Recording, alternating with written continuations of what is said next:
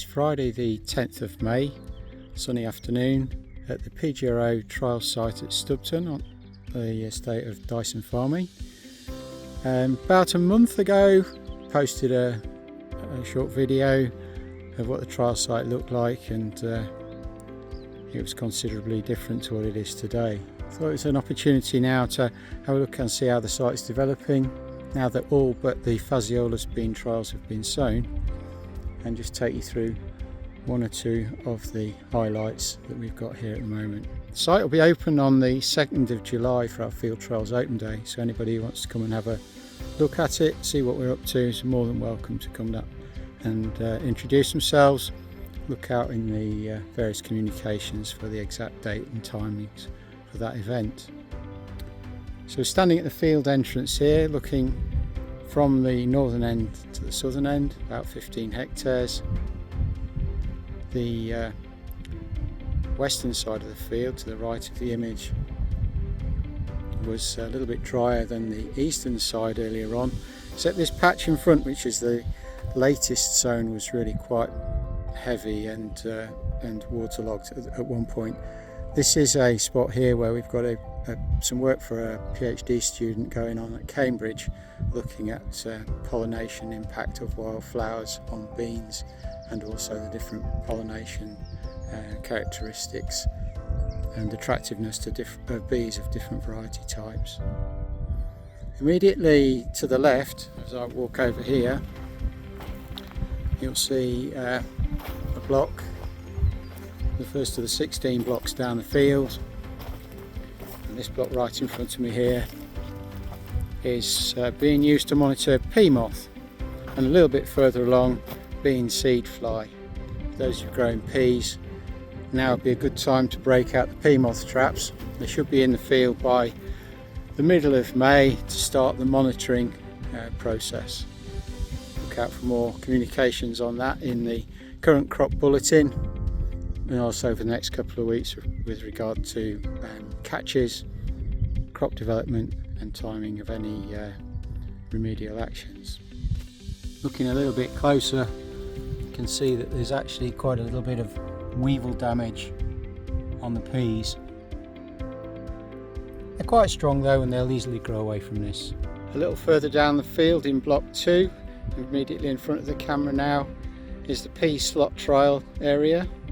As I pan across, block to my right, which is in block 3, is the spring bean slot trial area, and beyond that you can see the taller winter bean crops, also the slot trials. Slot trials are carried out each year to evaluate herbicides, fungicides, pesticides, and each slot trial has a selection of regular, commonly used control materials, and these are used to compare the performance of new products coming into the market. People entering products get to see how theirs perform against the controls, the known controls, and against the other competing potential products, but everything apart from the controls and their own material is anonymised into a code, so there's total confidentiality. We also use these for biostimulant products as well, and other nutritional products. Quite a comprehensive program each year. The spring beans are looking pretty strong, also showing quite a lot of cytona weevil damage on the leaves, but these are going to be no problem at all. What is most remarkable, however, those of you who saw the video a month ago, there's a lot of standing water in the wheelings. That's all gone. The team have done a good job of removing quite a lot of the deep ruts that were on the site, but just below the surface you can still see that there is plenty of moisture.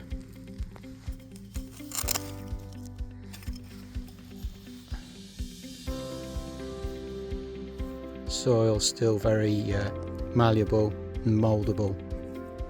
Block 5 is where some of the experimental work for the Nitrogen Climate Smart, or NCS project, is taking place. Here we've got a replicated block of wheat with different regimes of fertiliser application. We're looking at nitrogen recovery, residues and leachate. We walk down a little bit and we get into some beans and wheat, and it's clearly obvious, whilst I don't have the plan with me, that the different rates of beans and wheat here have different results, and you can see that quite starkly with this plot immediately in front of us now. One of them obviously dominated by the beans, and the other one not doing so very well at all, either with the beans or the wheat, but clearly the wheat having a better of it over the beans on that one. And we work a little bit further down still, and we've got a block of pure beans, and we'll be looking at the soil residues on this, monitoring the nitrogen production and the residual nitrogen at the end of this trial. On block 6 we've got some work that's continuing our recent investigation of lentils, trying to evaluate any varieties that might be suitable for the UK and to produce some guidance on their agronomy in our conditions. These were only sown about a week ago, up like lightning. Every year surprises me how quickly they get going. Very delicate looking little plants, but tough as old boots it seems. Work on varieties, sowing rates and herbicides this year. The end of the same block, some work we're doing with chickpeas in partnership with another project, and you can see that these are by no means as quick or aggressive as lentils. A few plants are up, but I would hope there's going to be a lot more than this.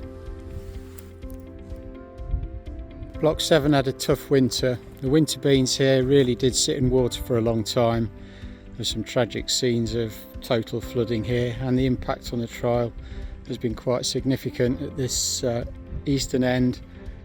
Doubtful probably whether this trial will actually pass the inspection and continue through to harvest.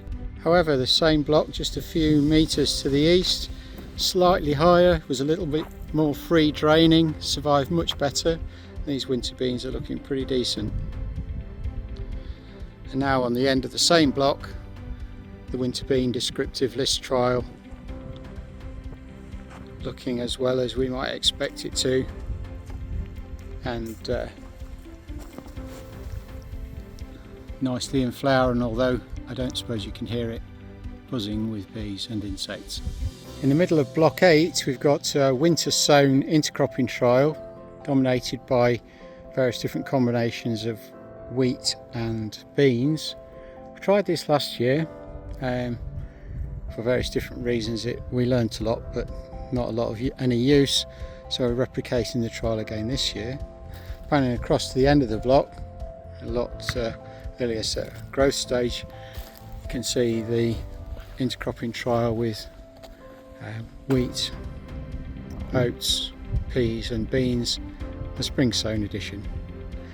You can look out for the results of these. We usually publish our intercropping trials notes in the spring edition of the Pulse magazine a few months after harvest. Here, beans and peas together.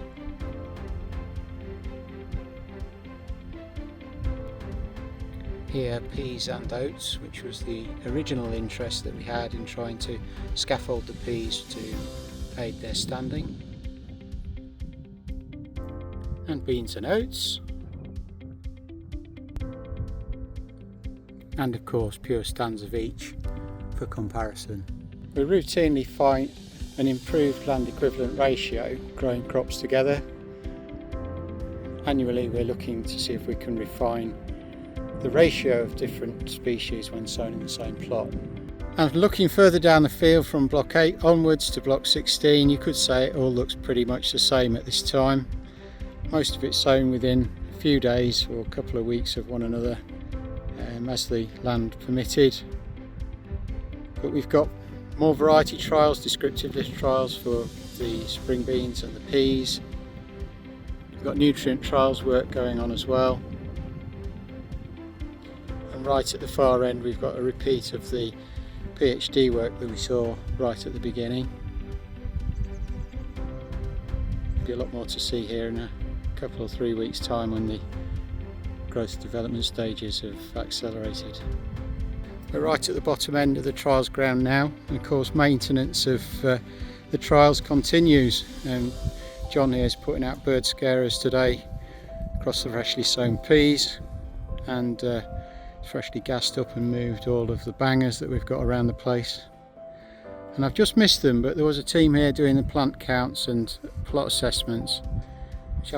Plant counts only really have to be done once, but there's thousands of plots here. And of course, when you see the results at the end of the year, somebody has had to make the assessments on weed freedom, disease, pest damage, etc., plot by plot. Very dedicated and arduous process, and I take my hat off to the guys who do it. And this last bit here in front of me, still to be worked down and sown, is for Phaseolus beans. They'll probably get done in the next week to 10 days.